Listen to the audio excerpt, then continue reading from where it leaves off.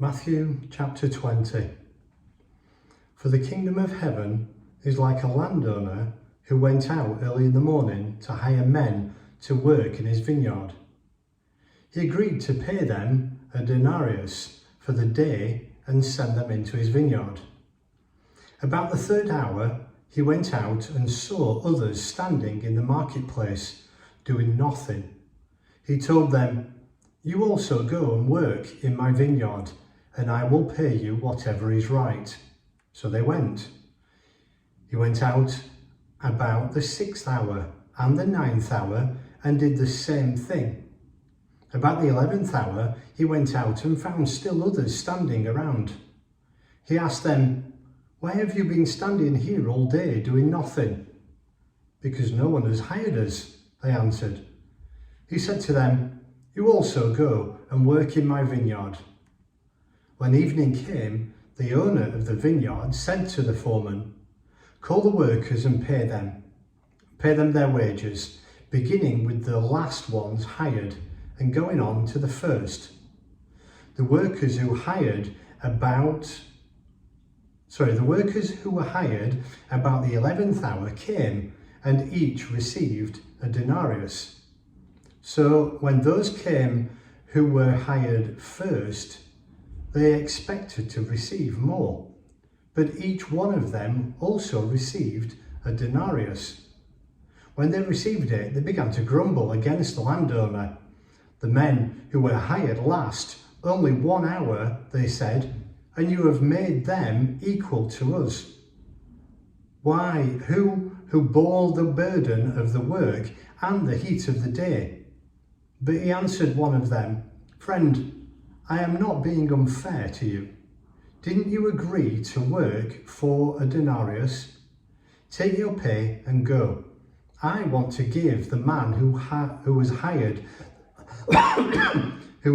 the last the same as I gave you. Don't I have the right to do what I want with my money? Or are you envious because I am generous?" So the last will be first, and the first will be last. Now as Jesus was going up to Jerusalem, he took the 12 disciples aside and said to them, "We are going up to Jerusalem, and the Son of Man will be betrayed to the chief priests and teachers of the law. They will condemn him to death and will turn him over to the Gentiles to be mocked and flogged and crucified. On the third day, he will be raised to life." The mother of Zebedee's son came to Jesus with her sons and, kneeling down, asked a favour of him. "What is it you want?" he asked. She said, grant that one of the sons of mine may sit at your right and the other of your left in your kingdom." "You don't know what you're asking," Jesus said to them. "Can you drink the cup I am going to drink?" "We can," they answered. Jesus said to them, "You will indeed drink from my cup, but to sit at my right or left is not for me to grant. These places belong to those from whom they have been prepared by my Father." When the 10 heard about this, they were indignant with the 2 brothers. Jesus called them together and said, "You know that the rulers of the Gentiles lord it over them, and their high officials exercise authority over them.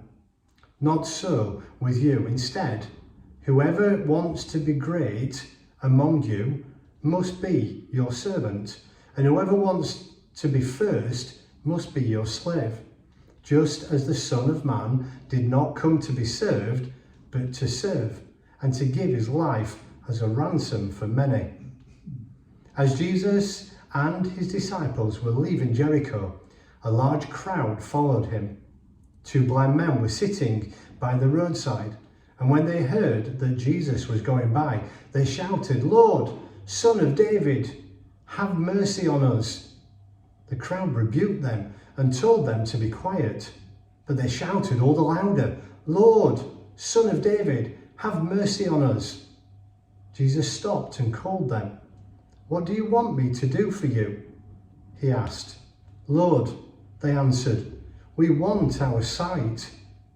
Jesus had compassion on them and touched their eyes.